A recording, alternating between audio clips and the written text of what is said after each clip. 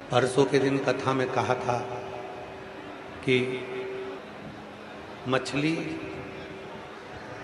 पानी की शरणागति में रहती है तो वो बची रहती है।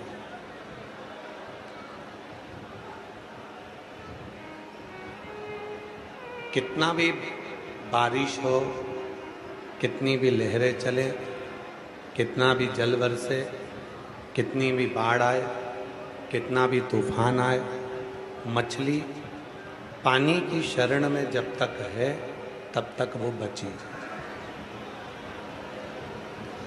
और मछली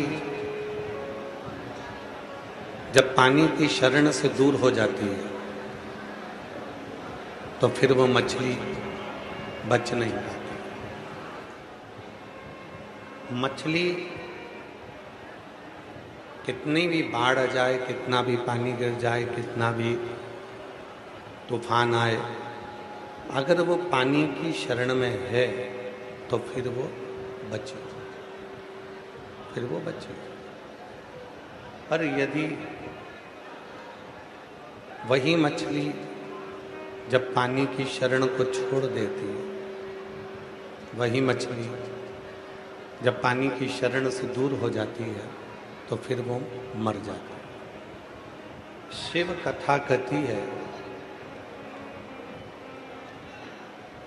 भगवान शंकर का संवाद कहता है, शिव पुराण कहती है, जैसे मछली ने पानी की शरणागति को रख रखा है तो वो बची हुई है, उसी तरह मानव का मनुष्य देह जब तक शिव की शरणागति में रहता है तब तक वो बचा रहता है, तब तक वो बचा।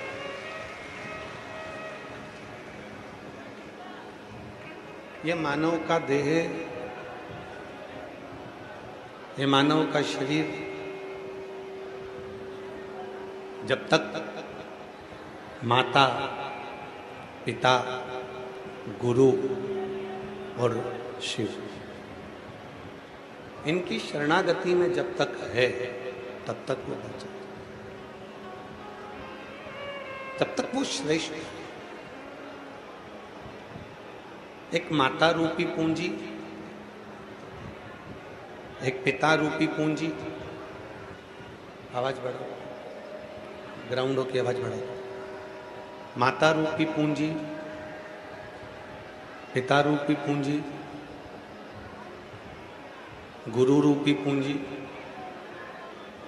और एक शिव रूपी पूंजी। ये वो पूंजियां हैं। इधर वाले पंडाल की आवाज बढ़ा दे बेटा, इधर वाले पंडाल की आवाज बढ़ा। ये वो पूंजियां हैं जिन पूंजी में हम अपने जीवन की सार्थकता को सिद्ध कर सकते हैं।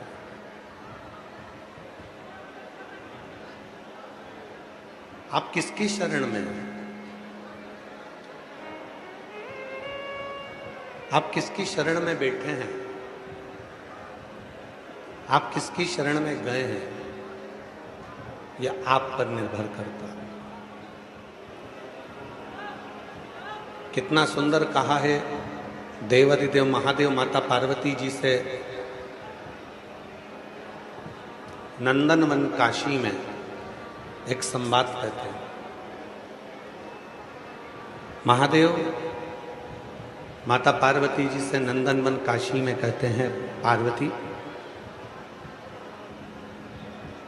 जैसे वृक्ष की छांव में एक सुकून मिलता है,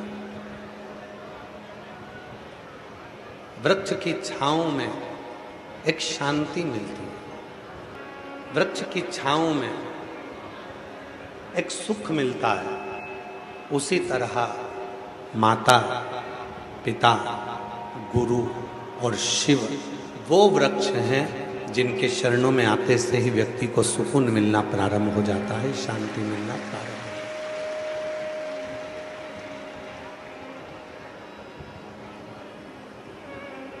है। ये जीवन का सबसे बड़ा सुख है, ये जीवन का सबसे बड़ा आनंद है कि हम उस महादेव की शरणागति में बैठे हैं जिन महादेव के चरणों में सभी आकर बैठते हैं। आज अधिक मास की शिवरात्रि है और अधिक मास की शिवरात्रि के इस पवित्र अवसर पर पूरा विश्व भगवान शंकर का रुद्राभिषेक शाम को 7 बजे ऑनलाइन आस्था चैनल पर करेगा। पहले हम भी इस पंडाल में ही अभिषेक कर रहे थे, पर कल प्रशासन के कुछ लोगों ने कहा धर्मेंद्र जी से कि यहाँ से जाते समय भक्तों की भीड़ इतनी हो जाती है कि ट्रैफिक जाम हो जाता है, तो वहाँ से जाकर वापस आना और फिर यहाँ अभिषेक करना बहुत कठिन हो जाएगा। 7 बजे गुरुजी यहाँ पहुँच नहीं पाएंगे, इसलिए आप सब एलईडी के माध्यम से अभिषेक करेंगे और हम जहाँ ठहरे हैं उसी कमरे में से अभिषेक करेंगे, जिससे आप लोगों को उसका दर्शन होगा और आप ऑनलाइन उस अभिषेक से जुड़ेंगे।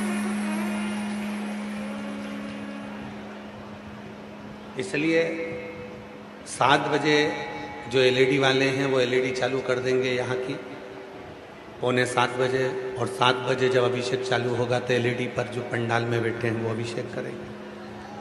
आप सब जो टीवी पर हैं, मोबाइल पर हैं, देश विदेश में हैं, वो सब ऑनलाइन अपने अपने घर पर बैठकर अभिषेक का लाभ लेंगे और अभिषेक करेंगे।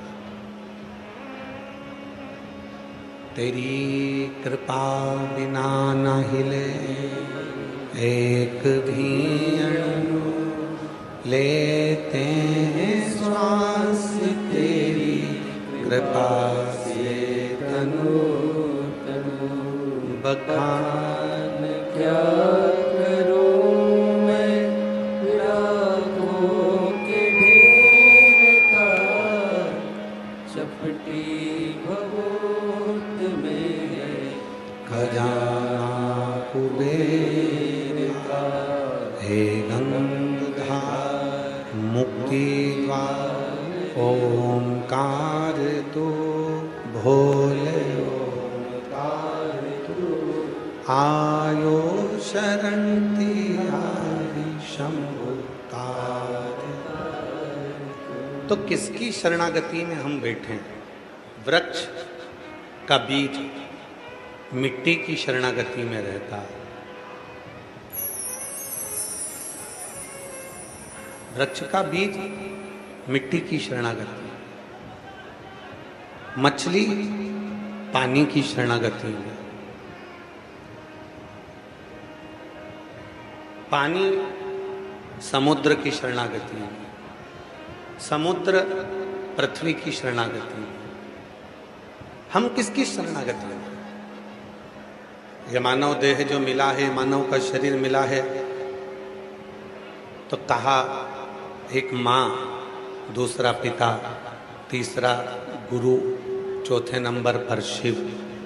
जब हम महाकाल बाबा की, भगवान शिव की, विश्वनाथ की, स्वयं बनखंडी नाथ की, स्वयं बालेश्वर महादेव की शरणागति को ग्रहण करते हैं, तो निश्चित है कि हमारे जीवन में एक सुख का अनुभव होना प्रारंभ हो जाता है, हमारे जीवन में एक आनंद का अनुभव होना प्रारंभ हो जाता है।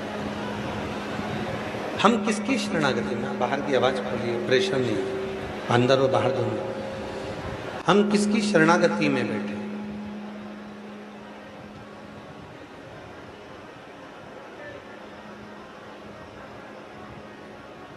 हम किसके पास जाकर बैठे हैं ये निश्चित है। एक मक्खी सब्जी पर जाकर बैठती है तो उसकी कोई कीमत नहीं रहती। एक मक्खी शक्कर पर जाकर बैठी तो उसकी कोई कीमत नहीं होगी। एक मक्खी फल पर जाकर बैठी तो उसकी कोई कीमत नहीं होगी। पर वही मक्खी उड़कर गई और कहीं सोना तुल रहा था, हीरा तुल रहा था, और उस हीरे पर जाकर मक्खी तुलते हुए, तराजू पर रखे हुए हीरे पर जाकर तराजू पर रखे हुए हीरे पर जाकर यदि मक्खी बैठ जाती है, तराजू पर रखे हुए हीरे पर जाकर यदि मक्खी बैठ जाती है तो निश्चित है कि मक्खी की कीमत बढ़ जाती है। निश्चित है मक्खी की कीमत बढ़ जाती है। सब्जी पर बैठी कोई कीमत नहीं, फल पर बैठी कोई कीमत नहीं, किराने की दुकान पर मक्खी बैठी कोई कीमत नहीं थी। पर वही मक्खी जब हीरा तुल रहा है और हीरे पर जाकर बैठ जाती है तो मक्खी भी हीरे की कीमत की हो जाती है। उसी तरह जब हम आप शिव के चरणों में जाकर बैठ जाते हैं तो एक कीमत वाले हो जाते हैं।